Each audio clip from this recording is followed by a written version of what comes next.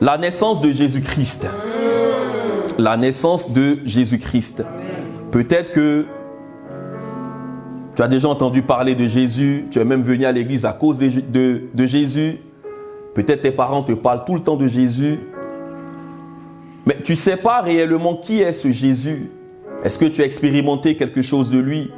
Est-ce que tu sais pourquoi Jésus est né? Pourquoi Jésus est mort? Quel rapport il y a entre Jésus et toi? Entendre parler d'une personne, c'est une chose. Avoir l'information, c'est une chose.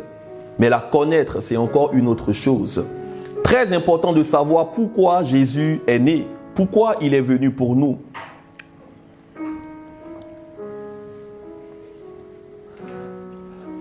Est-ce que vous avez vos Bibles? Amen. Nathan et ta Bible.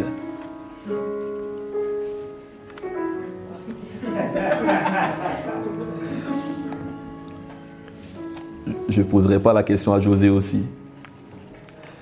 Quand on vient à l'église, on vient toujours avec son âme de guerre. Vous savez, c'est comme ça que le père de votre ami l'est, hein, qui aime bien. Est-ce que ça, c'est un verset de la Bible? À peu près. Un peu. Ah ah! Jean, tu as trouvé. Dieu châtie. Mais il châtie pour nous faire du bien. Dieu corrige. Une personne qui n'aime pas la correction n'ira pas loin avec Dieu. Si on ne m'avait pas corrigé, je ne serais pas là aujourd'hui. Et quand je parle de corriger, je ne parle même pas de la correction de Dieu. Hein. La correction de ma mère. Si elle ne m'avait pas corrigé, je ne serais pas là aujourd'hui. C'est bien d'aimer la correction. Moi, j'aime la correction. J'aime me faire reprendre quand il faut. Aujourd'hui, le culte a commencé. Hein, donc, aujourd'hui, avec tout ce qu'on vit, les gens ont du mal à accepter la correction. Ont du mal à accepter les réprimandes. Et je pensais encore ce matin d'une nuit où ma mère m'a réveillé. Très tard la nuit, ma mère, elle savait me prendre en fait. C'est quand tout le monde dormait qu'elle me prenait en aparté. Et je me souviens de comment elle m'a bien tapé ce jour-là. Mais aujourd'hui, c'est vraiment de très beaux souvenirs. Ça peut paraître fou, mais je n'ai pas été traumatisé. C'est pour moi un très beau souvenir. Parce que ce jour a marqué quelque chose dans ma progression, dans ma croissance dans la vie. À une certaine époque, j'aimais beaucoup piquer les sous. Et même quand je ne piquais pas, quand on m'envoyait pour faire des choses, je partais jouer à des jeux hasard. Et quand on me prenait tous les sous, je ne savais plus quoi dire en fait. Donc je restais dehors pendant des heures jusqu'au soir. Je restais dans le quartier avec mes amis et tout le monde partait à la maison. Et j'étais là tout seul. Comment je vais rentrer? Je dois faire la commission. On m'a dit, va acheter la bouteille de gaz. Je suis parti avec la bouteille. Je reviens sans la bouteille. Pourtant, on m'attend pour pouvoir faire à manger pour toute la maison. Et donc là, il doit se passer quelque chose. Mais comme ma mère, elle me connaît, comme Dieu te connaît, elle prend de l'avance. Elle prend de l'avance. Elle va trouver une solution pour pouvoir faire à manger. Et quand je viens, il y a la nourriture sur la table. Et elle me sert même à manger. Elle dit, c'est pas grave, t'inquiète pas. Je sais ce que tu vas me dire, mon fils. Viens, viens. Donne-moi la bouteille vite, viens. Et elle me donne à manger. Mais je sais ce qui m'attend derrière. Et quand tout le monde est endormi, monsieur, assieds-toi là. Et elle me parle. Mais après, je sais qu'il y a forcément une bonne baffe qui va aller. Mais ça m'a évité, durant toute ma vie, de tomber dans certaines choses. Même quand je vois le truc de quelqu'un, je ne peux pas le prendre. Parce que je me souviens de ce jour. Déjà, aujourd'hui, par la grâce de Dieu, il y a Jésus-Christ encore. Donc, il y a la crainte de Dieu. Mais même s'il n'y avait pas la crainte de Dieu à l'époque, je me souvenais qu'un jour, on m'a bien tabassé pour ça. Donc, quand tu vois quelque chose qui ne t'appartient pas, tu ne touches pas. Quand on t'envoie faire une commission, tu la fais proprement. Et c'est ce qu'on doit faire avec Dieu. Pourquoi Jésus est né? C'est là où j'allais en venir. Jésus a été envoyé par le Père pour une commission sur la terre. Jésus devait mourir pour nous. Une chose est d'obéir. Oui, je viens. Mais comment je viens maintenant pour accomplir la mission? La manière avec laquelle j'accomplis la mission, l'attitude avec laquelle j'accomplis la mission, c'est cela qui va déterminer tout le reste. Dieu n'est pas compliqué. Dieu est simple. Mais c'est nous-mêmes aujourd'hui qui avons compliqué les choses avec Dieu, avec tout ce qui est religiosité. Avoir un cœur comme Jésus-Christ. Lisons la parole de Dieu.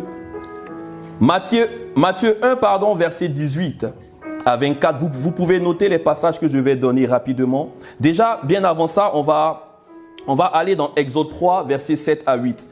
Exode 3, verset 7 à 8. Bien avant ça. Le Dieu qui voit, El Roi, le Dieu qui entend. L'Éternel dit, j'ai vu la souffrance de mon peuple qui est en Égypte. Dieu dit qu'il a vu. Donc Dieu a des yeux pour voir comme nous nous voyons. J'ai vu la souffrance de mon peuple qui est en Égypte. Et j'ai entendu les cris. Donc Dieu entend quand nous parlons, quand nous pleurons, quand nous soupirons. J'ai vu et j'ai entendu. J'ai vu et j'ai entendu. Dieu voit, Dieu entend, Dieu sait. Et qu'est-ce qu'il a fait? J'ai entendu les cris qui lui font pousser ses oppresseurs, car je connais ses douleurs, car je connais ses douleurs, je connais ses douleurs. Dieu connaît les douleurs que tu traverses, les douleurs que tu as en ce moment. Parce que dans Ésaïe 53, il est passé par là. L'agneau a été immolé depuis la fondation du monde. Tout ce que nous vivons aujourd'hui, souffrance, douleur, Jésus l'a vécu. Toutes les épreuves par lesquelles tu passes, Jésus est passé par là. Vous savez, par moments, on mélange tout. Épreuves et souffrance. Souvent, tu peux faire des choses qui vont te rattraper. Et tu crois que c'est la faute de Dieu. Dieu n'est pas fautif. Il y a des choses où nous devons être responsables. Mais il y a aussi certaines épreuves par lesquelles Dieu nous fait passer. Afin de faire quoi? Afin d'extraire le meilleur qu'il y a en nous. Afin de faire sortir l'or pur qu'il y a en nous. Dieu est un Dieu pur. Il est un Dieu saint. Et qui veut être exposé avec sa brillance, avec sa valeur, doit passer par le feu. Doit passer par les épreuves. Tu dois être un ouvrier éprouvé, la parole dit. Un ouvrier éprouvé. Qui aime les épreuves? Si tu ne lèves pas ta main, c'est que tu as un problème avec Dieu. Ou soit tu ne connais pas Dieu, ou soit tu ne l'as pas encore connu. Samuel, il lève sa main comme ça. Tu n'aimes pas les épreuves. Où est-ce que tu iras avec Dieu alors? Qui dit tu n'aimes pas les épreuves? Non. Au moins, tu es sincère. Dieu va trouver un chemin pour toi. Dieu sait le faire. Mais la bonne nouvelle que j'ai pour toi, Jésus, il nous a promis des tribulations aussi, ma soeur. Mais Dieu ne nous donne pas des épreuves qui sont au-delà de nos forces. Il nous donne ce qu'on peut supporter. Voilà pourquoi dis-toi toujours que tu as un Père qui te porte. Et quand Dieu te porte, il te porte avec les problèmes aussi. Il sait le faire. Il sait le faire. Verset 8. On va aller rapidement. Je suis descendu pourquoi? Pour le délivrer de la main des Égyptiens et pour le faire monter de ce pays dans un bon et vaste pays, dans un pays où coule le lait et le miel. Car les lieux qu'habitent les Cananéens, les Hétiens, les Amoréens, les Phérésiens, les Héviens et les Jébusiens. Verset 9. Voici, les cris d'Israël sont venus jusqu'à moi et j'ai vu l'oppression que leur font souffrir les Égyptiens. Les Phérésiens, les Jébusiens et autres, ça, on peut faire même toute une conférence dessus. Je ne vais pas rentrer là-dedans.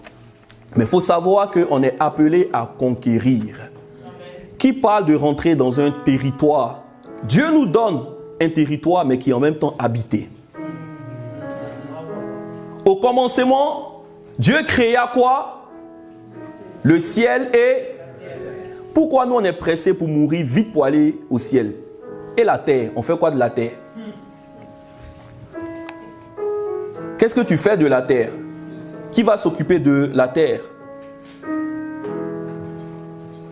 Si Jésus est venu sur la terre pour quelque chose, toi aussi tu es là pour quelque chose. Tu dois savoir pourquoi tu es sur la terre. La chose la plus frustrante en tant qu'enfant de Dieu, c'est de croire que tu es né pour peut-être être nourri, être scolarisé, travailler, te marier, avoir un enfant, acheter une maison, aller en retraite, voyager partout dans le monde.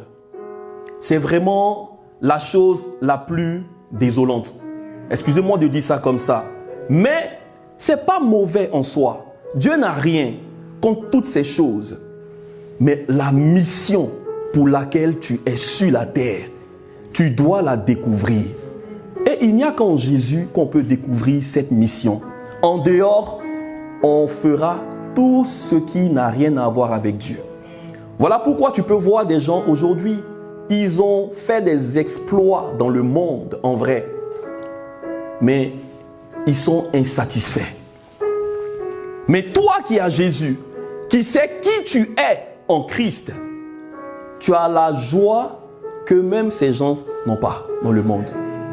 En fait, si tu sais que tu as quelque chose en toi, en vrai, parce qu'une chose aussi, c'est de savoir que tu es rempli de l'Esprit de Dieu et que le fruit qu'on appelle la joie aussi est à toi. L'ignorance nous tue aujourd'hui en tant que chrétiens. On est dans les sensations, on est dans les sentiments. Quand on est content, on n'est pas avec. Quand on est content, on est avec Dieu. Quand on n'est pas content, on n'est pas avec Dieu. Quand un truc arrive, ah ben Dieu, si je savais, j'allais rester dans le monde. Mais reste dans le monde. Et tu verras à la fin. Il y a un homme de Dieu qui dit, meurs un peu et puis tu vas voir. Ça m'a fait. Il dit, essaie de mourir un peu et puis tu vas voir. Mais c'est là que tu vas te rendre compte que il y avait le plus important sur cette terre. Le plus important, c'est Christ en nous. Amen. Le plus important, c'est la rencontre avec Jésus-Christ. Une chose est d'accéder à une maison, de rentrer par la porte. Mais après, on ne reste pas qu'à la porte. Quand tu arrives chez toi, tu dis, je rentre dans ma maison. Est-ce que tu restes là, au seuil de la porte? Non. Il y a plein de choses à découvrir dans la maison. Très souvent, comment je rentre dans la maison, je file pour aller dans ma chambre. C'est l'endroit que j'aime le plus dans ma maison. Peut-être les enfants, c'est au salon. Peut-être pour toi, c'est, je ne sais pas moi, ma femme, c'est dans la cuisine. Elle aime bien la cuisine.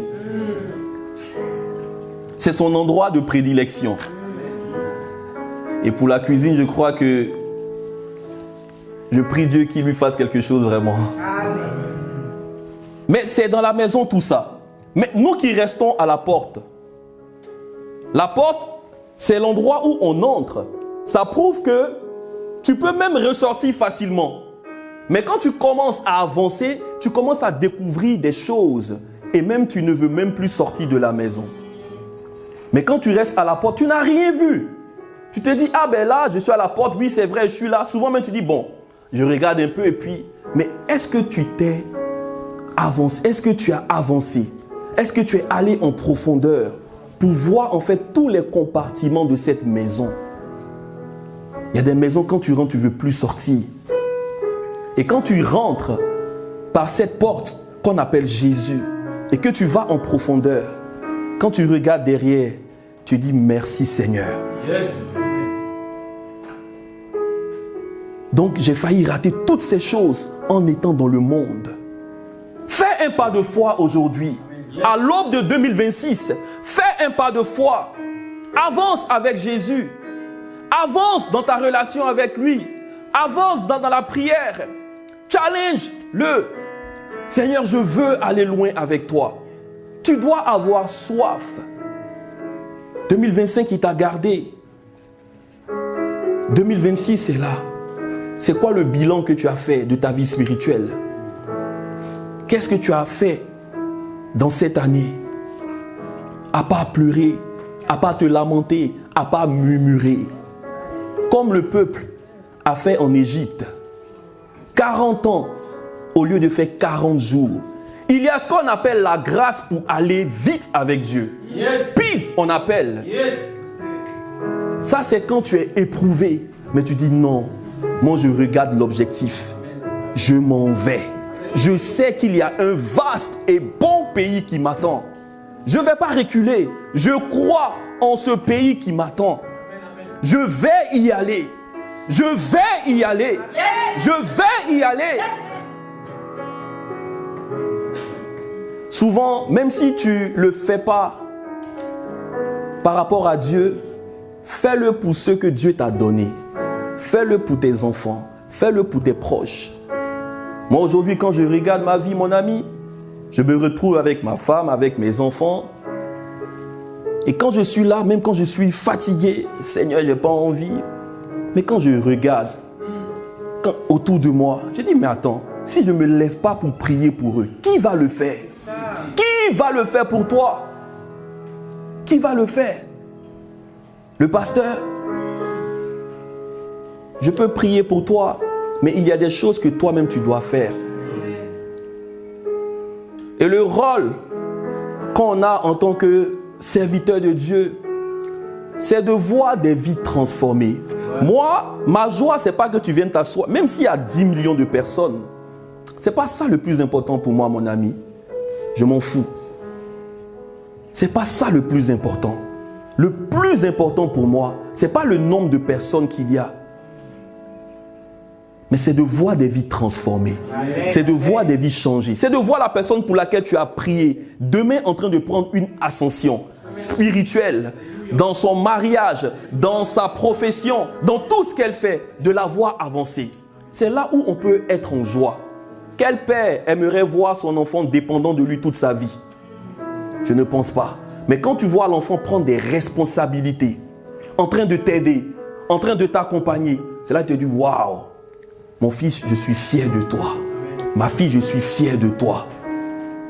Je sais que, comme on dit chez nous, je sais que j'ai mis au monde un enfant. Est-ce que Dieu peut te regarder aujourd'hui et dire qu'il est fier de toi? Je peux répondre en deux volets. Oui et non. Oui, parce que tu as tenu. Oui, parce que malgré les épreuves, tu es toujours là. Non, parce que tu aurais pu faire mieux. Tu aurais pu faire mieux. Qui croit qu'il aurait pu faire mieux en cette année? J'aurais pu faire mieux. J'aurais pu faire mieux en 2025. J'aurais pu faire mieux. Seigneur, nous reconnaissons que nous aurions pu faire mieux. Nous aurions pu faire mieux. Moi et mes frères, on aurait pu faire mieux. On aurait même peut-être été plus loin. S'il n'y avait pas peut-être des discordes, s'il n'y avait pas des choses vaines qu'on aurait pu éviter, Seigneur, on aurait pu faire mieux. Seigneur, si peut-être j'avais regardé avec un regard d'amour ma femme, en ne la reprenant pas par rapport à cette situation ou autre, on aurait pu faire mieux. Si avec mon frère dans la foi, j'avais peut-être été là pour l'aider, prier pour lui, il aurait pu avancer, on aurait pu faire mieux. On peut toujours faire mieux avec Dieu. Et tu dois désirer cette soif. Tu dois désirer cette soif. Tu dois désirer cette soif de vouloir faire mieux. quand tu veux faire mieux avec lui, il va te porter. Toi, fais le pas. Ose. Sois audacieux. Il va te porter dans l'évangélisation. Tu aurais pu faire mieux, Cassandra. Tu aurais pu faire mieux. Dans la prière, tu aurais pu faire mieux, Salem. Victor, tu aurais pu faire mieux. Tu aurais pu faire mieux. Mais Dieu n'a pas fini avec nous. Dieu n'a pas fini avec nous. Il y a 3 choses qu'il faut retenir, très importantes, à travers la naissance de Jésus-Christ. La première chose, c'est de savoir que Dieu nous aime et que Dieu a de la compassion pour nous. Exode 3, verset 7, nous y étions tout à l'heure. Et Dieu a vu la souffrance. Dieu ne peut pas rester insensible face à la souffrance des hommes, face à la misère humaine. L'homme sans Dieu, il est misérable. L'homme sans Dieu, il est à l'état animal. C'est pas moi qui le dis. C'est pas aussi de la philosophie. C'est écrit dans la parole. Qui lit l'épître aux Romains en ce moment? En ce moment. Alléluia. C'est écrit, l'homme sans Dieu, il est à l'état de nature. Là où il y a le péché, nos agissements ne sont plus humaines. Elles ne sont plus humaines. Le péché revient toujours au galop. Mais là où il y a l'esprit, il y a la domination sur le péché. La Bible dit, c'est l'esprit qui vivifie. C'est par l'esprit qu'on peut vaincre le péché. C'est pas par nous-mêmes. Combien de fois as-tu essayé par toi-même de sortir de cette situation? Est-ce que tu as eu gain de cause? C'est parce que tu es vide de l'Esprit de Dieu. Mais quand tu es rempli de l'Esprit de Dieu, le péché te voit et il passe à côté. Parce qu'il sait que là, il y a un homme. Là, il y a une femme. Le péché t'évite. Là où il y a le feu, les insectes, les animaux féroces ne restent pas autour. Parce qu'ils peuvent être brûlés. Ils s'éloignent de toi. Mais quand tu donnes une opportunité, accès au diable comme la parole dit, ben, il va fêter, il va jubiler. Votre adversaire, le diable, rôde. Il est aux aguets. La Bible dit que quand il a rencontré Jésus, Matthieu 4, dans le désert, qu'est-ce qui s'est passé? Il a essayé. Le diable, c'est la personne la plus impolie, têtue qu'il soit. Il n'abdique jamais. En tout cas, tant qu'on sera dans ce corps de chair, il ne va jamais abdiguer. Mais toi, qu'est-ce que tu fais aussi pour être prêt? Veillez et priez. Veillez et priez. On commence aujourd'hui et demain on relâche. Mais il est dit que quand il a laissé Jésus, la Bible dit qu'il est parti attendant quoi? Au temps convenable pour pouvoir revenir. Mais toi, tu as déjà cette vérité. Tu sais que lui, il attend le temps convenable. Qu'est-ce que toi, tu fais? Mais commence à construire ta maison. Commence à barricader. Commence à veiller. Quand tu veux dormir le soir chez toi, qu'est-ce que tu fais? Tu prends le temps de regarder si la maison est fermée ou pas. Et tu boucles la porte. Mais si tu laisses, le voleur, tu ne sais pas quand il va venir. Imagine-toi un jour, il vient et puis il fait ça, c'est ouvert. Mais il rentre, il se sert. Et ce jour-là, tu es fatigué. Tu as peut-être trop travaillé et là, tu veux que dormir. Ne donnez pas accès au diable. Dieu est un Dieu d'amour, est un Dieu de compassion. Dieu a vu nos souffrances quand nous étions dans le monde, en train de nous plaindre. Par moments même, tu croyais que tu étais heureux, mais au fond, tu étais en train de crier à Dieu. Qui a déjà été dans le péché au point où il sait que le péché est en train de me détruire? En fait, ça commence par un plaisir. Et après, tu te rends compte que j'arrive plus en fait à arrêter ça. Et ça devient une addiction. Qui a été déjà dans un tel péché? Ça, c'est quand on dit tu as atteint la phase terminale. Là, tu sais que en fait, c'est plus du plaisir. Je suis en train de mourir. C'est là où Dieu intervient. Parce que Dieu, c'est un Dieu d'amour. Il ne va pas te forcer. Si tu n'as pas crié à lui, il ne va pas descendre. Et le peuple en Égypte, il souffrait. Dieu a parlé pendant très longtemps aux prophètes. Ils ont fait ce qu'ils voulaient. Mais il faut savoir que le péché a toujours une conséquence. Dieu pardonne, oui, c'est vrai. Mais le péché a une conséquence. Tout ce que les enfants vivaient ici, en Égypte, le passage s'il vous plaît, c'était la conséquence du péché d'autrefois. Et Dieu avait dit à Abraham, à Jacob, à toutes ces personnes-là, à Joseph, que le peuple allait se trouver dans un temps d'esclavage de 400 années.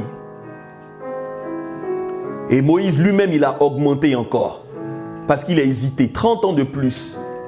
Dieu l'appelle, Moïse, t'es où, t'es où? Et il est là-bas. Je ne suis pas là, Seigneur.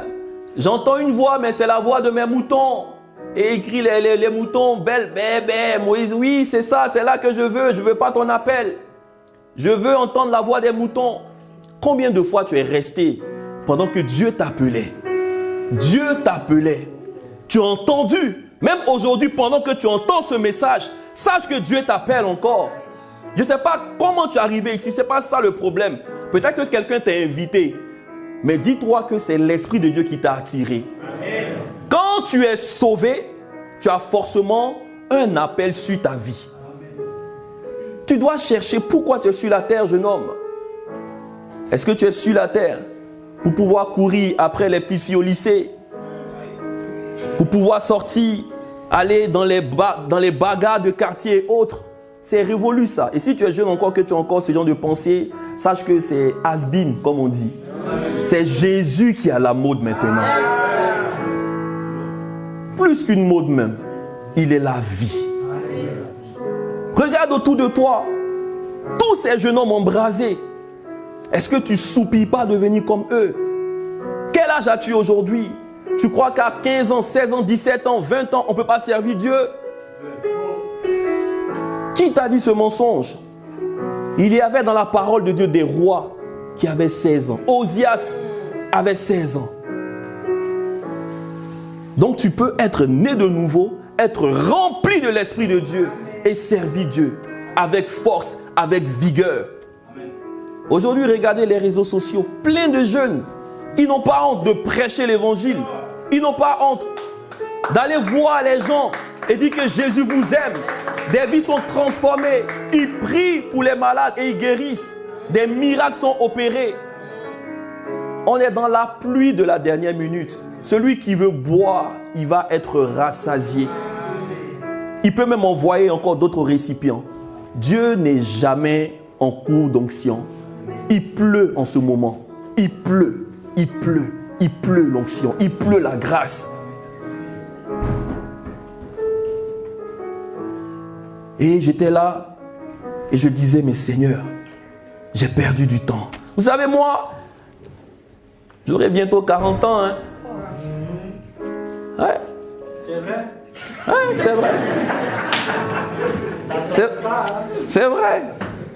C'est la grâce de Dieu, mais je sais que je ne vais pas rester sur la terre jusqu'à 200 années, je ne sais pas moi. Donc je veux faire le travail de Dieu bien et vite. Yes! Bien et vite. Hé, jeune homme, regarde, aujourd'hui tu as quel âge? 20 ans.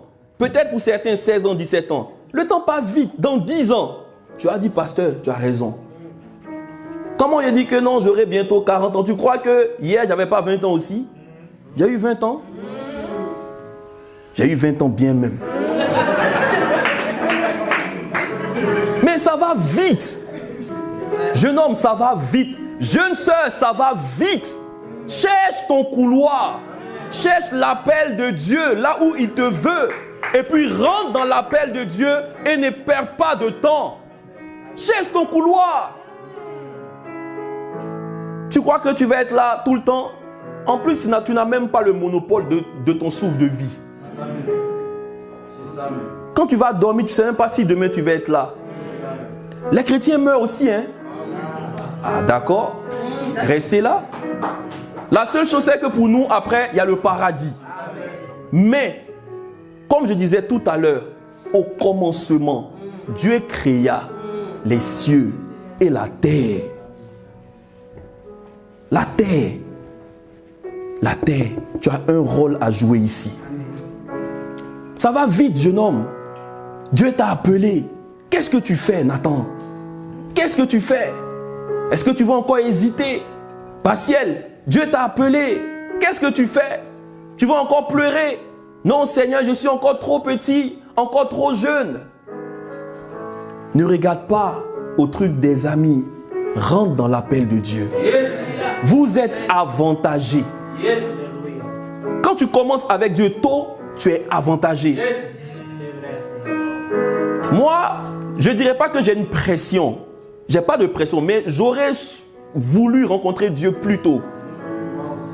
Et quand je rencontre le Seigneur, il me rappelle que des gens sont venus vers moi pour m'évangéliser, mais j'ai rejeté l'appel. Et il m'a montré les images clairement. Le jour où je me faisais baptiser, ici même, dans cette même salle, il dit, mais Seigneur, en fait, quand tu rencontres l'amour de Dieu, il n'y a rien de tel. En fait, tu dis, mais pourquoi j'ai perdu? Une femme disait qu'elle aurait voulu être née de nouveau quand elle sortait du ventre de sa mère. Mais c'est ça, parce que quand tu le rencontres, tu te dis, mais qu'est-ce que j'ai fait à traîner dans les trucs du monde là? Tu te dis, mais mon gars, j'ai envoyé quelqu'un derrière toi. Et je me souviens, Dieu me ramène ce jour-là, il me ramène 12 ans en arrière, dans une vision claire comme ça, et je vois le gars, il est là, il me parle de Jésus, un jeune étudiant qui venait, à l'époque, j'étais aussi sur la fac, il me parlait de Jésus tout le temps. Un temps, je fuyais le gars, parce qu'il était là, lui, il faisait anakazo. Et lui, il vient tout le temps derrière moi, il ne me lâche pas. Matin à 6 heures, avant que je sorte de là, il est devant notre... Je sors, je vois là, le gars est là, il dit... J'appelle ma maman. Dis-lui que je ne suis pas là. Mais il est 6 heures, mon fils. Tu n'es pas là, tu as dormi où? Je suis là dans la maison avec toi. Laisse-le rentrer. Mais il m'a poursuivi. Et ça a été une semence. Mais j'aurais voulu rencontrer Dieu plus tôt. Il n'y a rien de mieux que de servir Dieu jeune. Tous les disciples qui ont été appelés, ils avaient quel âge? Vingtaine, Joseph 17 ans, Ancien Testament, la plupart 17 ans. Quand tu lis le livre de Nombres, on te dit les gens partaient à la guerre, les porteurs d'armure à 20 ans. Et j'ai donné un livre aux jeunes là, n'est-ce pas? Jacques-Henri est là, il est monté. Les jeunes, j'ai donné un livre, non Victoria? Oui, prêt à 20 ans. Prêt à 20 ans. Vous l'avez lu? Oui. Tu l'as lu? Oui. Gloire à Dieu. Ange Richard.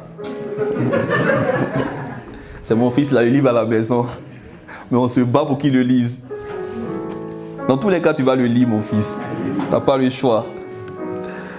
Dieu est un Dieu de compassion. Je ne sais pas pourquoi Dieu m'emmène dans l'appel aujourd'hui, là. Mais il y a sûrement quelqu'un qui est appelé ici à faire quelque chose d'extraordinaire avec Dieu. Ta vie ne sera plus jamais la même. On ne peut pas fuir l'appel de Dieu. Il ne faut pas fuir. Jonas a voulu fuir. Il est arrivé, il paye le billet pour aller mourir.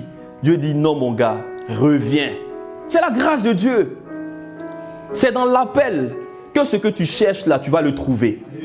Fais de l'Éternel tes délices, il te donnera ce que ton cœur désire. Tu sais que tu as un talent pour faire un truc. Dieu va te faire sortir cette chose-là dans son appel. Tu veux avoir une maison, une voiture, tout ce que tu veux. Tout ça se trouve dans l'appel que Dieu a pour toi. Il dit, mais quel père peut donner des pierres à ses enfants? Est-ce que quelqu'un est aussi méchant pour donner son fils et puis te laisser comme ça livrer à toi-même? Moi, je le dis souvent, Seigneur, si tu voulais me laisser souffrir, il ne fallait pas m'envoyer sur la terre. Mais comme je sais que tu es un bon père, si tu as commencé, tu vas l'achever. Si Jésus, ton fils, celui-là même que tu avais de plus cher, tu l'as emmené sur la terre, mourir pour moi, qui n'était qu'un pauvre pécheur, mais c'est que tu peux tout faire. Tu es un Dieu de miracles. Tu es un Dieu de bonté. Tu es un Dieu de grâce. Ta miséricorde dure à jamais. Donc tu peux le faire encore aujourd'hui. Est-ce que tu vois Dieu comme ça? Est-ce que tu comprends les choses spirituelles comme ça? Ou tu vas continuer à te lamenter? Exode 7, verset 1. Exode 7, verset 1. L'Éternel dit à Moïse, « Vois, je te fais Dieu pour Pharaon, et Aaron ton frère sera ton prophète. » Dieu envoie Moïse.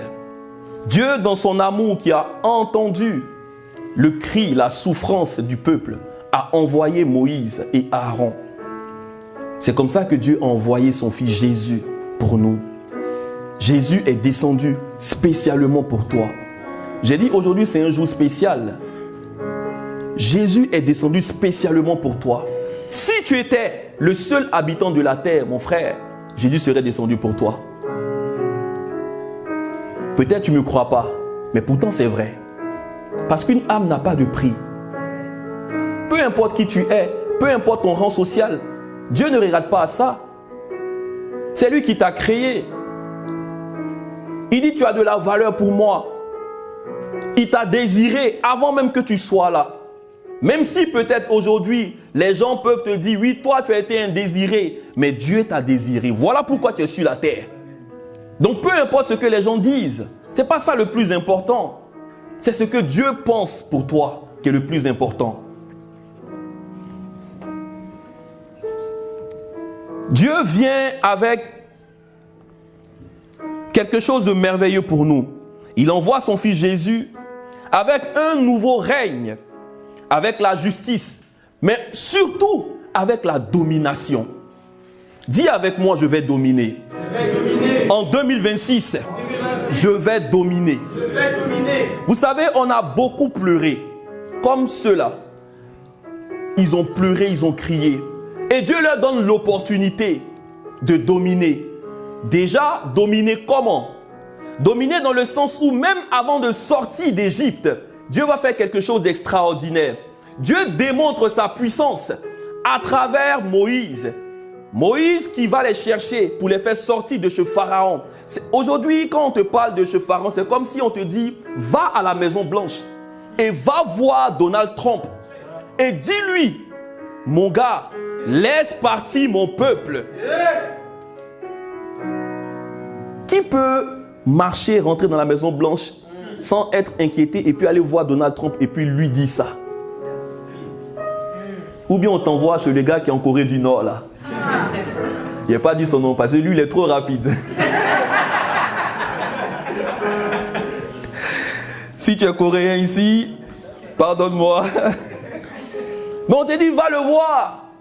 Et puis rentre dans son palais et va lui dire qu'il commence à ouvrir les frontières. Tout le monde part en Corée du Nord. Comment tu peux le faire aujourd'hui? Ça paraît impossible. Mais tout est possible à celui qui croit.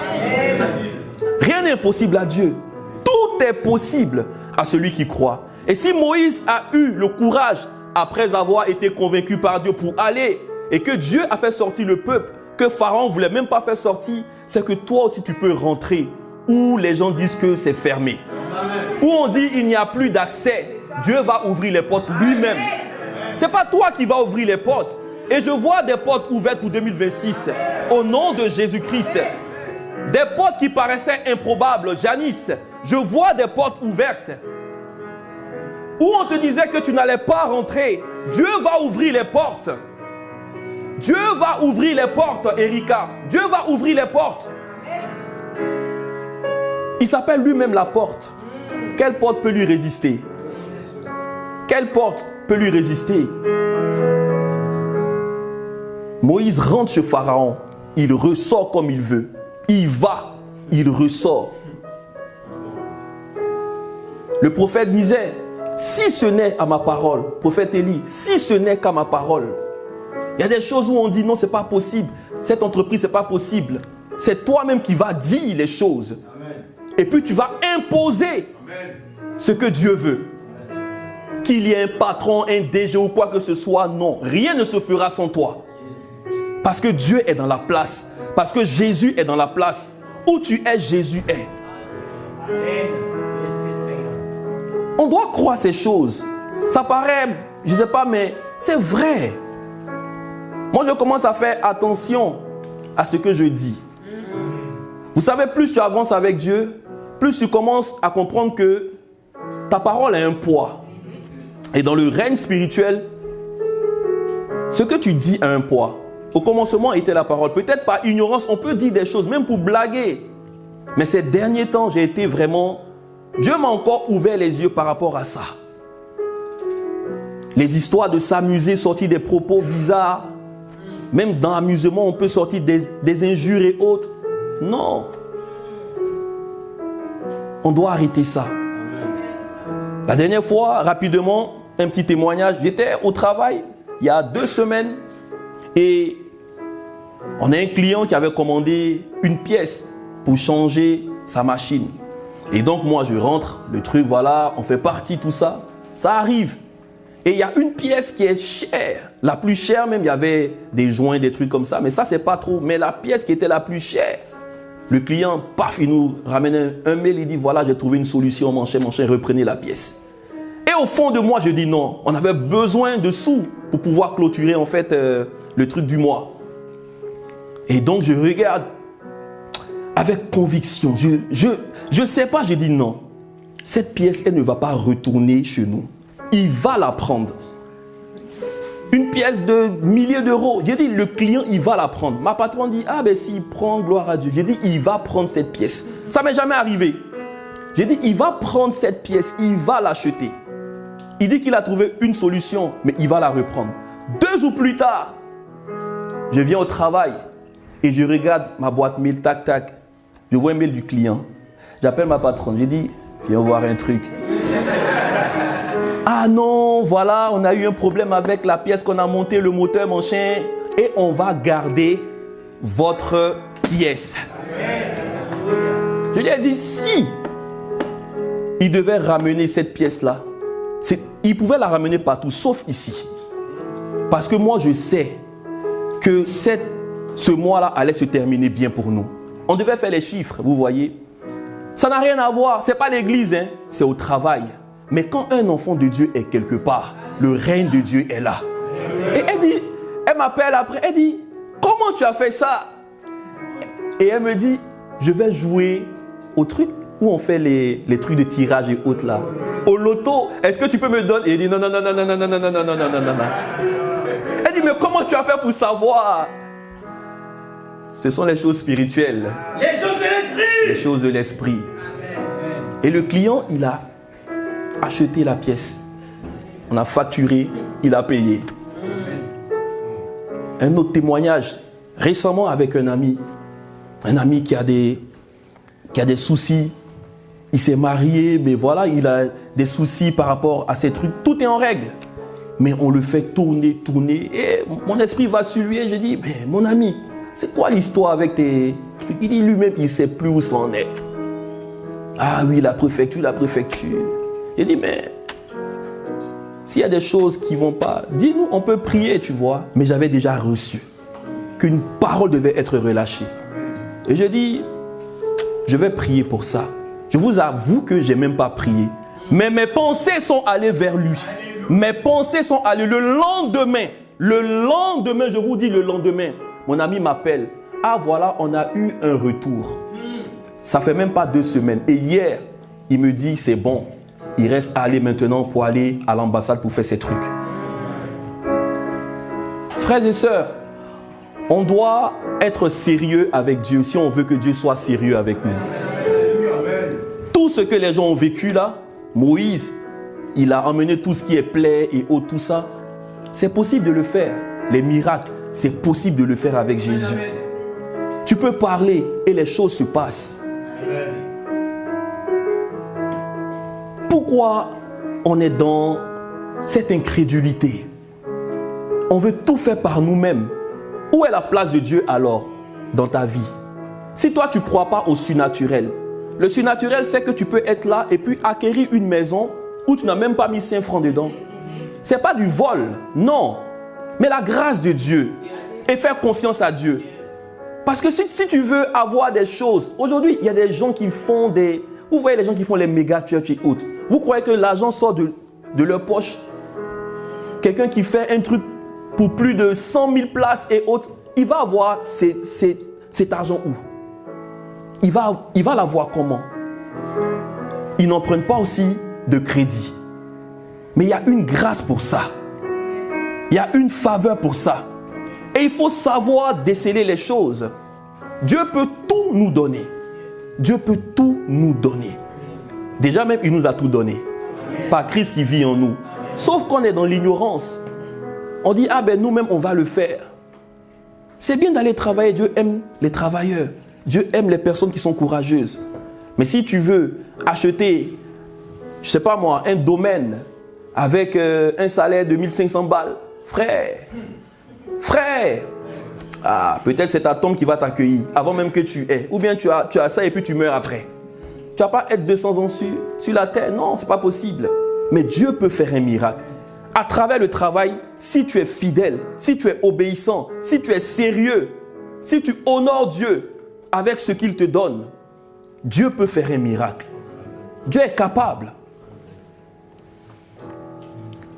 La deuxième chose, c'est la fidélité de Dieu. Pourquoi Jésus est né? La première chose, on a dit, c'est amour et compassion. La deuxième chose, c'est la fidélité de Dieu. Dieu est fidèle.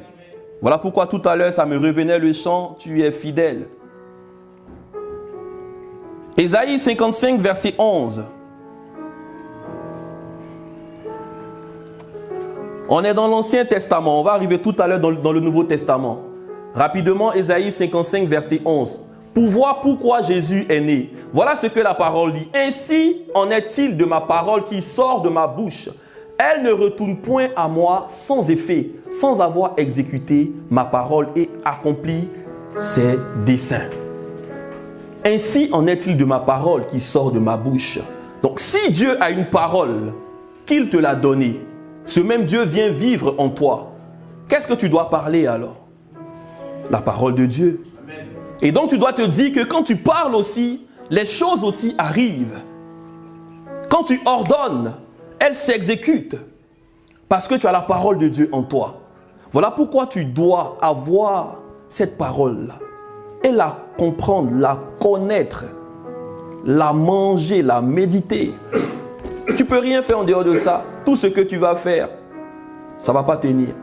Parce que Dieu soutient tout par sa parole. Amen. Tout ce que tu fais en dehors, même si tu as fait un rêve, tu as fait un songe, prends la parole de Dieu. Quand Dieu te donne un rêve, un songe, il va donner aussi la parole qui va avec. Amen. Donc il ne faut pas qu'on se mélange avec les rêves, les songes et autres, et puis après, avoir les pieds comme on est perdu et tombé par-ci, par-là. Seigneur, tu m'as montré, tu m'as montré. Tel prophète vient, il prie, il prie, il prie, il prie, mais après rien. Parce que tu n'as pas pris Dieu au sérieux. Tu n'as pas considéré sa parole. La parole a été faite chair.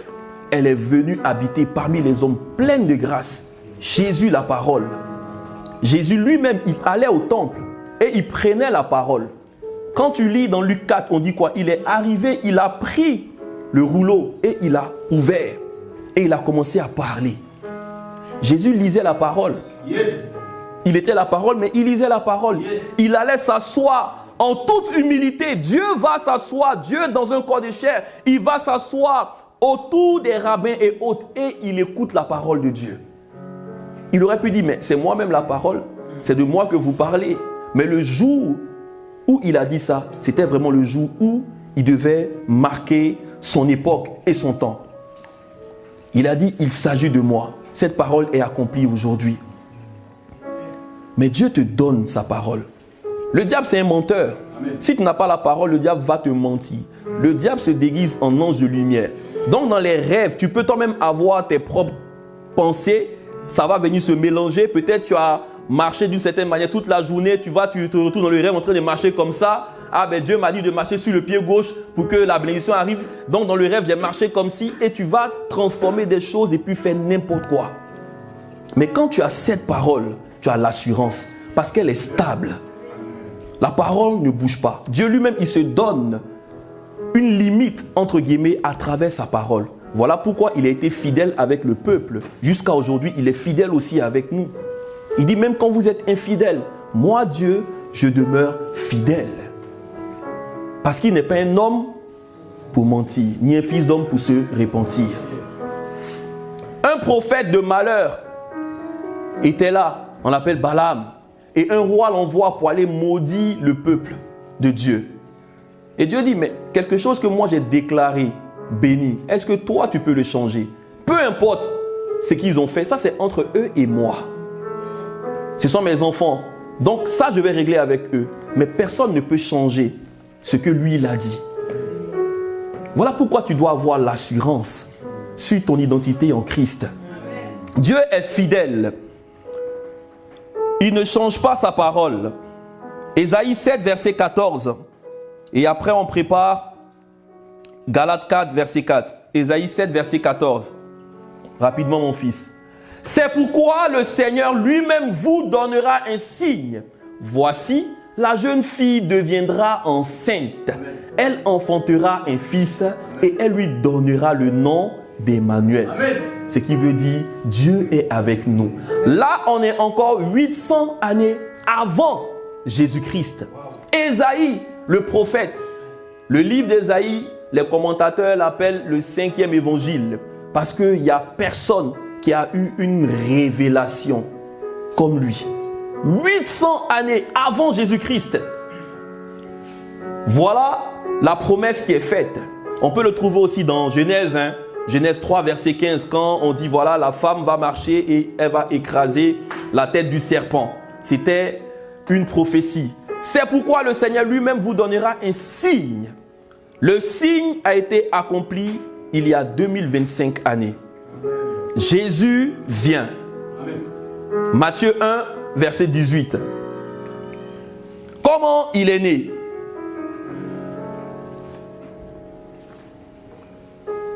Voici de quelle manière. Si tu veux savoir comment Jésus est né, tu ne sais pas, voici. Voici de quelle manière arriva la naissance de Jésus-Christ. Marie, sa mère, ayant été fiancée à Joseph, se trouva enceinte. Par quoi? Par la vertu du Saint-Esprit. Du Saint-Esprit. Par la vertu du Saint-Esprit. Par la vertu du Saint-Esprit. Il est écrit dans Luc que le Saint-Esprit te couvrira de son ombre. Il te couvrira de son ombre avant qu'ils eussent habité ensemble. Amen. Donc Marie et Joseph, le père adoptif de Jésus, n'étaient pas mariés. Ils n'étaient pas mariés, ils étaient que fiancés. Avant qu'ils eussent habité ensemble. Verset suivant, il est dit quoi? Joseph, son époux, qui était un homme de bien et qui ne voulait pas la diffamer, se proposa de rompre secrètement avec elle. Verset après. Comme il y pensait, voici un ange du Seigneur lui apparut en songe et dit, Joseph, fils de David, ne crains pas de prendre avec toi ta femme, car l'enfant qu'elle a conçu vient du Saint-Esprit. Ça, c'est un mariage que Dieu lui-même, il a célébré. Ta femme, il a dit ta femme. Dieu conseille, mais sur le cas de Jésus, Dieu lui-même, il a célébré l'union. Parce que ce n'est pas n'importe qui. On vient pour accomplir quelque chose sur la terre. Et il faut avoir un cœur d'humilité pour accepter l'appel de Dieu. Vous savez pourquoi? Marie, regardons rapidement, restons là. Marie est une jeune fille, comme beaucoup de jeunes filles en Israël à l'époque. Et Dieu veut faire quelque chose d'extraordinaire. Il aurait pu choisir une autre personne. Mais Dieu cherche toujours un cœur d'humilité. Marie était une femme humble. La dernière fois, je le disais, on est toujours dans le mois de l'humilité. L'humilité appelle toujours l'élévation. L'élévation ne se trompe pas de chemin. Et vous savez, Marie, à part peut-être aujourd'hui les religieux qui ont changé des trucs et autres, mais Marie aura une grande place dans le ciel. Elle aura une grande place dans le ciel. Celle qui est la femme qui a porté ton sauveur, qui a porté le Christ, le Messie. Et elle a fait par humilité. Une femme vierge en Israël à l'époque, qui a un enfant qui est enceinte, qu'est-ce qu'on lui fait? On la lapide. Elle n'est pas mariée. Donc elle a risqué sa vie. C'est être humble que de risquer sa vie pour Jésus-Christ. Voilà pourquoi à chaque fois que tu vas même aller évangéliser ou bien parler de Jésus et que les gens vont t'insulter et autres, tu es en train de risquer ta vie pour lui.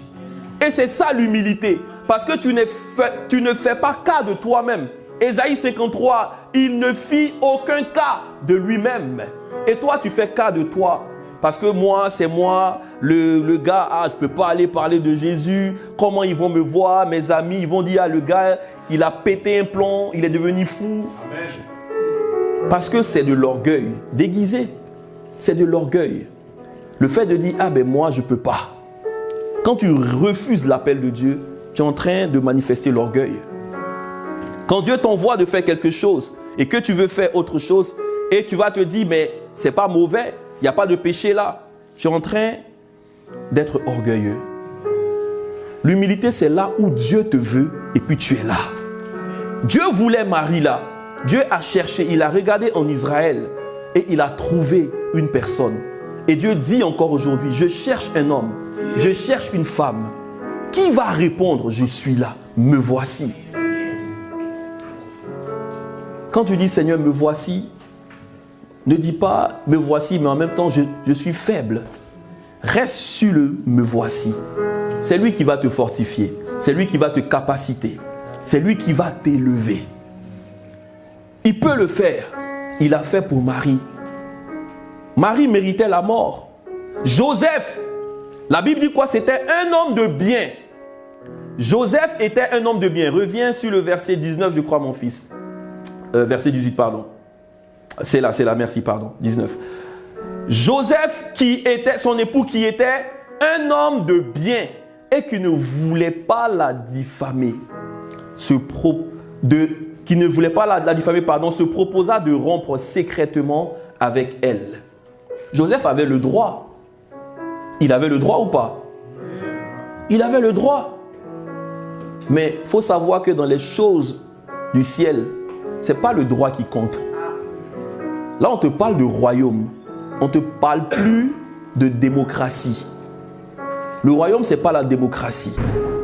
Et aujourd'hui, malheureusement, à cause de cette histoire de oui, je suis libre, je suis indépendant, il y a du désordre un peu partout. Dans la jeunesse, il y a du désordre. Parce qu'on ne laisse même plus les parents reprendre leurs enfants. Ça crée du grand désordre. Regardez en France, dernièrement, tout ce qui s'est passé. Moi, j'aime la France. J'aime la France. J'aime la France. J'ai une histoire avec ce pays. Mais regardons tout ce qui s'est passé ces dernières années. Toute la jeunesse, les gens qui sont levés. La plupart, quand tu regardes la moyenne d'âge, c'est de combien à combien? 12 ans, 13 ans, 14 ans, même pas plus de 25 ans. Mais c'est que du désordre. Que du désordre. Parce qu'on se dit, on est dans un pays de droit. On est libre de faire ce qu'on veut. Tu veux même taper ton enfant. Ah oui, tu me touches, j'appelle la police. What? God forbid. Pas chez moi, jamais de la vie. Jamais ça va arriver chez moi. Ça ne veut pas dire que je vais taper aussi mes enfants, non. Mais on doit prendre conscience qu'on a besoin du socle familial en France. Quand je prie beaucoup pour la France. Je prie beaucoup pour l'Église en France. Et la restauration, elle est là, elle est simple, c'est l'humilité. C'est l'humilité. Si les gens se rendent compte qu'ils ont besoin de Jésus-Christ, c'est ça aussi. Reconnaître qu'on a besoin de Jésus, qu'on a besoin. On reconnaît qu'on est dans un état de misère sans lui.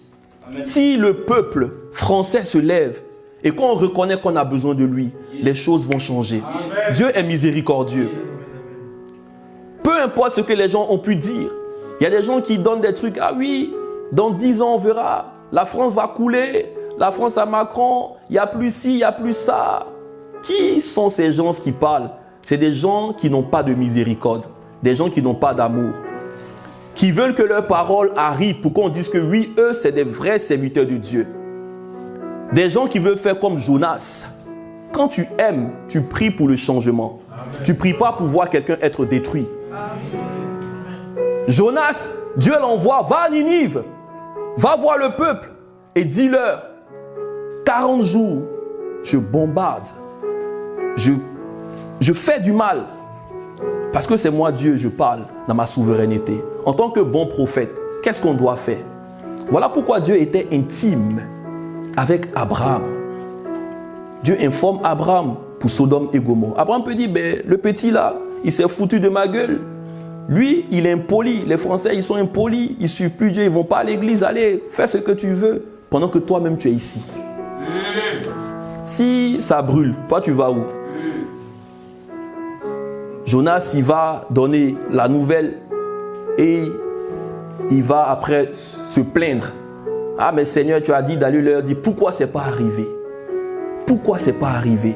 Dieu dit, mais des gens qui ne savent même pas différencier leur gauche de leur droite, quelqu'un qui est dans le péché, comment est-ce que tu vas aller l'aborder? C'est avec l'amour.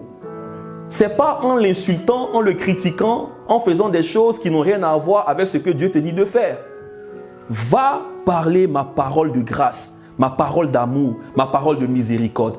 Et tu verras si ça ne va pas les faire changer. Est-ce que c'est avec ça qu'on va? Soit c'est avec les critiques, soit c'est avec les injures, soit mon pays d'origine c'est ci, mon pays d'origine c'est ça. Ça peut se passer comme ça, je m'en fous, je fuis, je vais dans mon pays. Tu n'iras nulle part. Parce que c'est là que Dieu t'a envoyé. Ta mission c'est ici en France. Pourquoi tu veux fuir la terre de mission? Ça c'est quand on laisse le mensonge rentrer. Et qu'on commence à se dire, ah ben oui, les temps seront durs, tout et tout. Et donc nous, on va chercher une terre où les choses peuvent être faciles. Alléluia. Tu crois que si Jésus voulait regarder où c'est facile, il allait venir sur la terre? Il allait rester au ciel, dans sa gloire, avec son Père. En fait, on mélange tout aujourd'hui. On mélange tout. L'évangile, les gens ne comprennent pas. Ils ne savent même pas pourquoi ils sont là. Tout lieu que ton pied foule, je te le donne. Dieu a vu tout à l'heure, on a lu dans Exode, une terre qui était occupée. S'il y a des esprits, il y a des démons, il y a des principautés et autres, mais Dieu a trouvé un homme pour pouvoir libérer la France. Dieu a trouvé une femme pour pouvoir libérer la France. Pourquoi tu ne te sens pas capable de le faire, Alicia?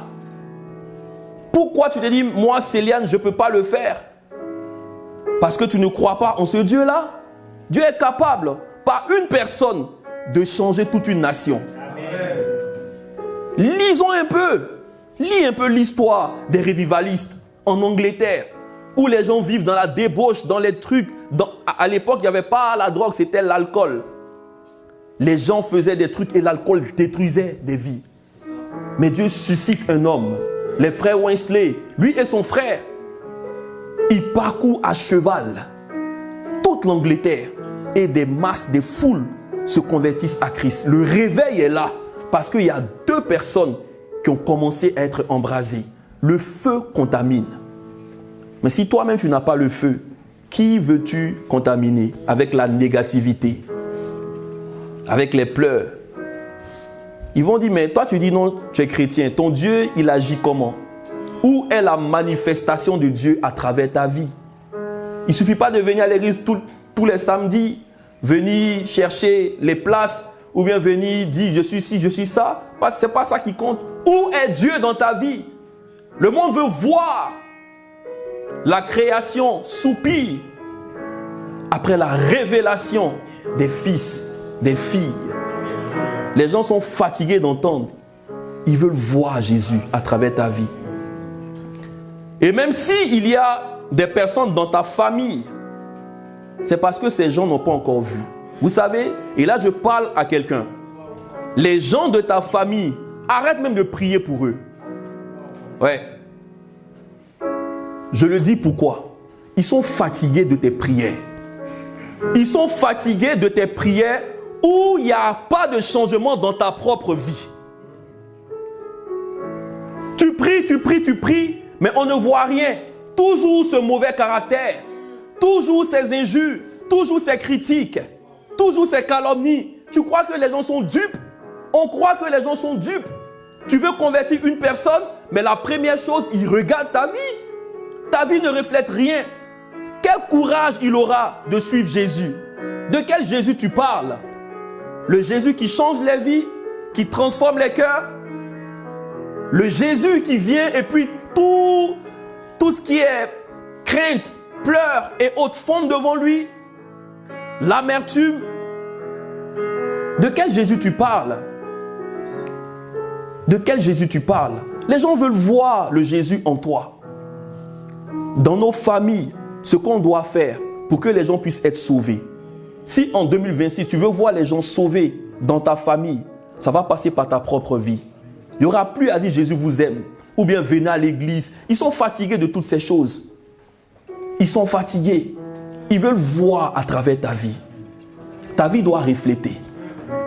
Ou quand tu passes seulement, les gens suivent. Jésus regarde Pierre, il regarde son frère, il dit laissez les filets, suivez-moi. Il n'a pas dit oui, je viens mourir à la croix pour vous dans quelques mois ou bien quelques années. Dans 3 ans, vous allez voir, je vais monter à la croix, mon sang va couler et puis vous allez avoir une révélation. Il n'a pas dit ça. Il dit suivez-moi. Suivez-moi. Tu n'as pas besoin de parler même beaucoup. On ne peut pas convaincre une personne. Mais à travers ta vie, les gens changent. Et je l'ai expérimenté, frères et sœurs. Je l'ai expérimenté, je l'ai vécu. Des amis avec qui je traînais dans le monde. On faisait tout ensemble. Frère, il me regarde. Je ne dis pas à mon ami, oui, viens comme ci, comme ça. Moi, je viens à l'église, il voit ma vie. Il m'appelle, ah, mon frère, j'ai vu que Jésus t'a réellement touché. Quand Jésus te touche, il y a la gloire de Dieu sur ta vie. Amen. Les gens ne peuvent pas te regarder et puis ne pas voir la gloire de Dieu. Quand tu es intime avec Dieu, on sait que lui, il n'est plus la même personne. Il y a quelque chose en lui. Est-ce que tu peux prier pour moi? Parce que tu sais, depuis longtemps, on s'est promené ensemble. Mais voilà ce que je vivais, voilà ce que je vivais, voilà ce que je vivais. Et c'est comme ça que certains viennent à Christ. Parce qu'ils ont vu à travers nos vies. Mais si on veut rester là, à nous morfondre, à nous plaindre entre nous-mêmes, à nous quereller, à garder des choses dans nos cœurs, qui va venir te voir? Tu veux voir une église grande, une église prospère? Mais commence déjà à toi-même faire la paix avec toi-même et avec ton frère et ta soeur. Tu verras s'il n'y aura pas de changement. Là où il y a l'amour, les gens viennent. Les gens veulent se sentir aimés. Tout ce que les gens font dans le monde, c'est pour avoir un certain amour. Hein. Tu vas voir quelqu'un qui va traîner avec les drogués parce que voilà, il se dit avec eux j'ai au moins l'amour. Mais sauf que voilà, il se trompe. Parce que là-bas, il se sent aimé. C'est une forme d'amour. Vous ne voyez pas les gens qui fument, ils sont solidaires entre eux. Même les gens dans les rues, ah ben lui c'est mon frère. Ils dorment ensemble. Ah mon frère aujourd'hui on dort là ensemble. On fait ci ensemble, on boit ensemble. Ils partagent tout ensemble. C'est une forme d'amour entre eux, voilà qu'ils manifestent. Mais ce n'est pas ça le vrai amour. C'est par l'amour que vous avez les uns pour les autres qu'on saura que vous êtes mes disciples. Où est-ce qu'on met la parole de Dieu? Où est-ce qu'on met la parole de Dieu? Avec quoi on veut changer des vies?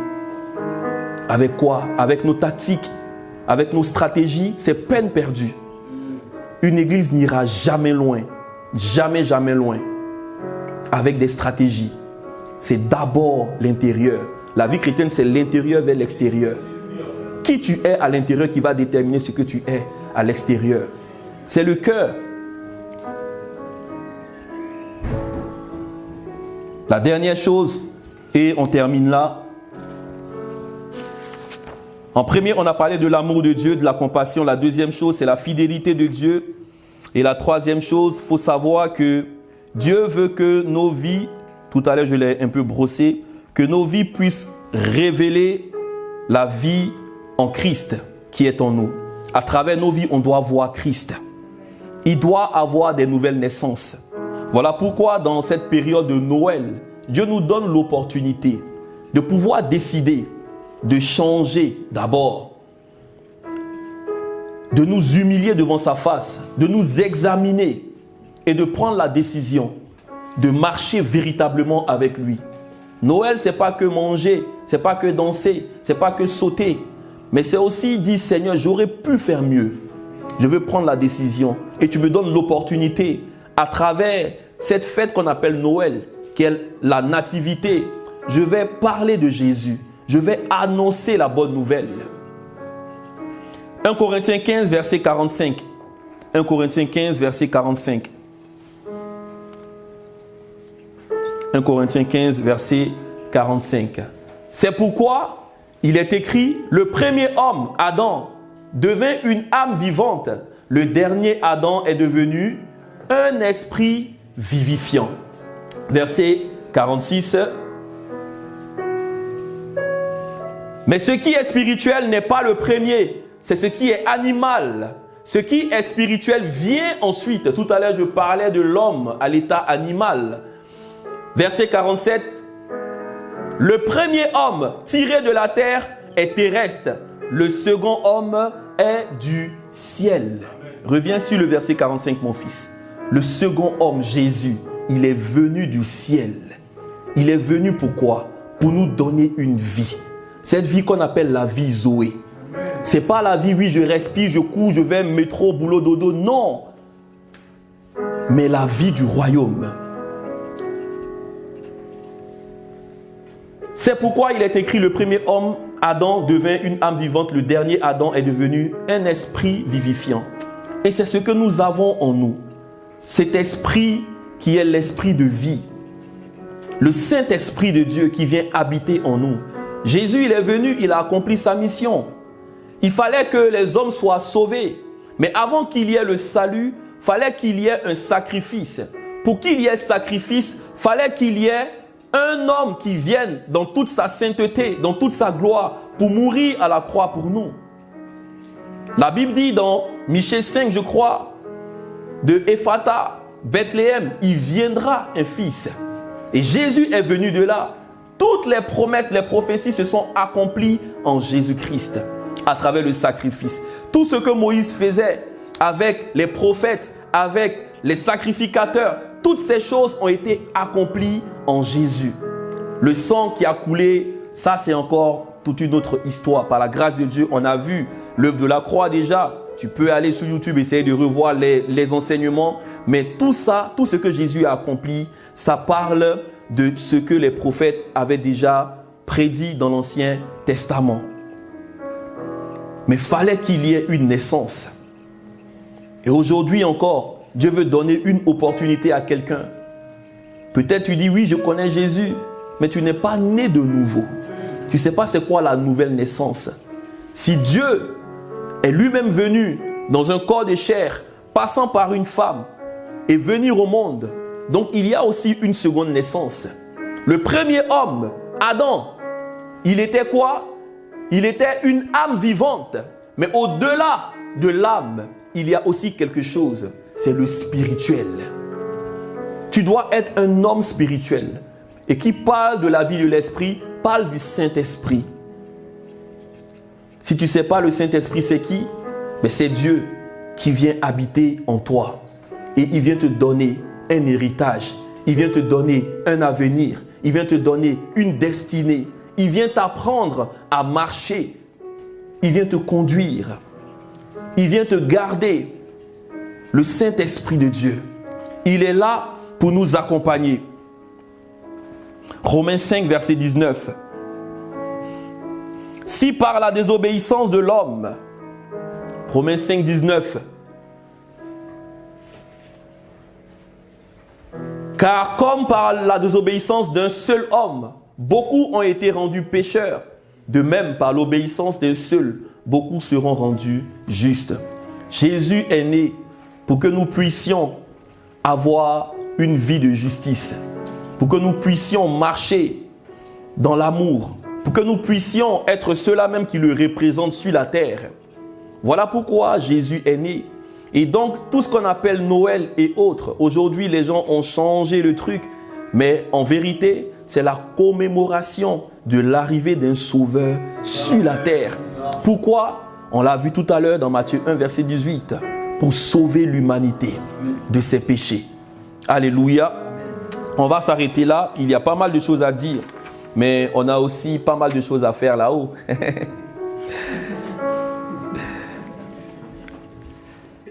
Qui fait comme s'il n'est pas concerné là. Attendez, on va vous voir tout à l'heure là. Est-ce qu'on peut se lever s'il vous plaît et acclamer la parole de Dieu? Alléluia.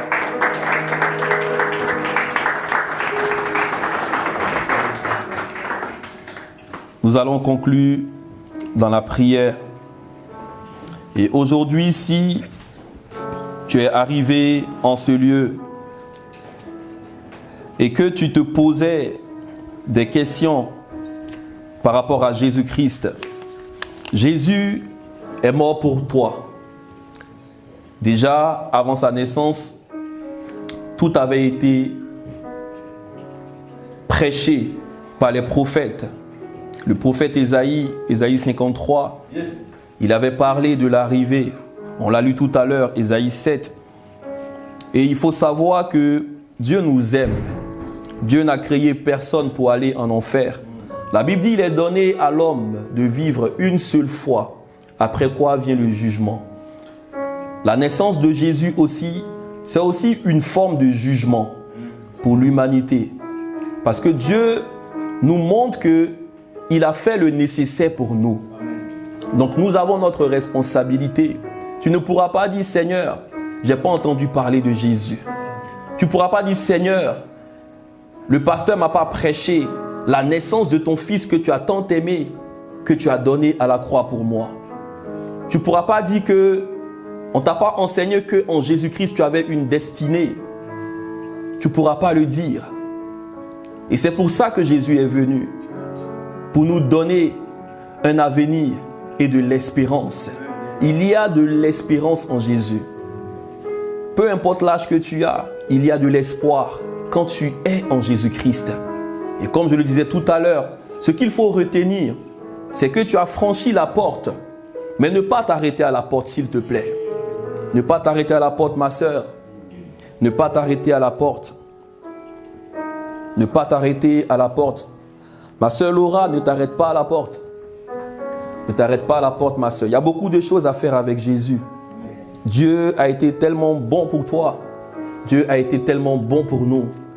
Il y a beaucoup de choses à faire avec Jésus. Sloan, ne t'arrête pas à la porte, jeune homme. Il y a beaucoup de choses à faire avec Jésus. Ne t'arrête pas à la porte, s'il te plaît. S'il te plaît.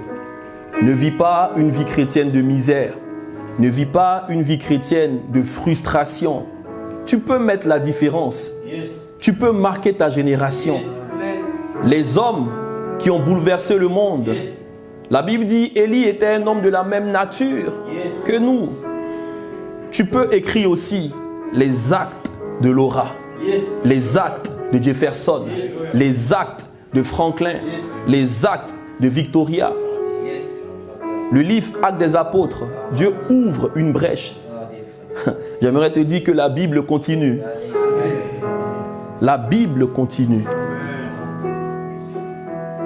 Tu es la Bible ouverte aujourd'hui pour l'humanité, pour les gens qui sont là, qui ne connaissent pas Jésus, que tu fréquentes tous les jours. Démontre la vie en Christ que tu as reçue. Le sacrifice ne doit pas rester vain. Il ne doit pas rester vain. Le sang de Jésus qui a coulé et qui continue encore de couler pour te purifier de toute iniquité, tu peux encore faire de grandes choses avec Dieu. Aujourd'hui, Dieu veut te donner un nouveau départ. À l'aube de 2026, il vient t'apporter cette parole pour te dire qu'il ne t'a pas oublié, qu'il est avec toi et qu'il t'aime. L'amour de Dieu ne change jamais. Il est dit dans la parole que nous servons un Dieu dont l'amour est invariable. Ce n'est pas comme les hommes. Nous, les hommes, on peut changer. Aujourd'hui, on t'aime. Demain, on n'est pas de bonne humeur. On se braque. Après, demain, on est comme ci, on est comme ça. Mais lui, Dieu, son amour est invariable. Et même quand il te châtie, c'est pour te ramener sur le bon chemin. Parce que tout ce qu'il désire, c'est que tu ne périsses pas en enfer, que tu sois avec lui pour l'éternité. Mais bien avant d'être avec lui, on a des choses à accomplir ensemble. Baissons la tête et prions. Et si tu veux repartir de plus belle aujourd'hui avec Dieu, Dieu te donne l'opportunité. Tu peux t'avancer et on va prier simplement.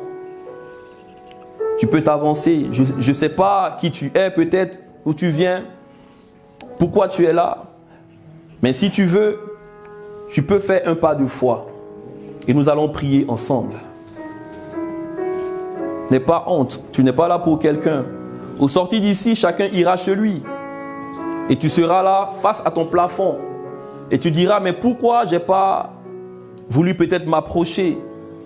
Mais Dieu te donne une opportunité.